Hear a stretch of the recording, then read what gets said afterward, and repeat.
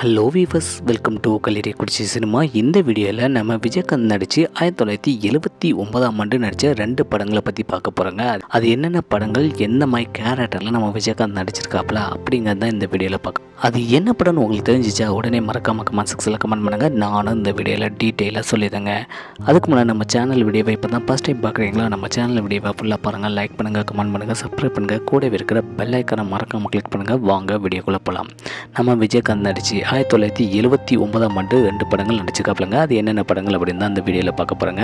அதில் ஃபஸ்ட்டு படம் பார்த்திங்கன்னா 1979 நம்ம விஜயகாந்தனுடைய 27வது வயசில் இனிக்கும் இளமை அப்படிங்கிற படம் தாங்க. இந்த படத்தில் நம்ம விஜயகாந்த் நடிச்சிருக்காப்புல. இந்த படத்தில் நம்ம விஜயகாந்த் வந்து அருண் அப்படிங்கிற கேரக்டரில் செம்ம சூப்பராகவே நடிச்சிருக்காப்புலங்க. இந்த படத்தை டேரக்டர் M.A. காஜா தான் டைரக்ஷன் பண்ணியிருக்காப்புல. இந்த படத்துக்கு இசையை வந்து நம்ம சங்கர் கணேஷ் தான் இசையமைச்சிருக்காப்புலங்க.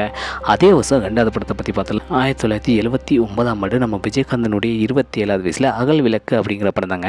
இதில் நம்ம விஜயகாந்த் கூட சோபா நடிச்சிருக்காப்புல. இதில் தனுஷ்கோடி அப்படிங்கிற கேரக்டரில் நம்ம விஜயகாந்த் செம்ம சூப்பராகவே நடிச்சிருக்காப்புலங்க.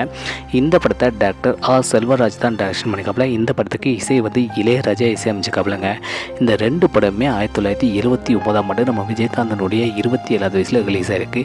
இந்த 2 படங்களில் உங்களுக்கு எந்த படம் பிடிச்சிருக்கு அப்படிங்கிறத மறக்காம கமெண்ட் செக்ஷனில் கமெண்ட் பண்ணுங்கள். இதே போல் சினிமா தகவலை தெரிஞ்சுக்கிட்டா கல்லூரி குடிச்சி சினிமா சப்ஸ்கிரைப் பண்ண கூடவே இருக்கிற பெல் ஐக்கனை மறக்காம கிளிக் பண்ணுங்கள். தேங்க்ஸ் ஃபார் வாட்சிங்.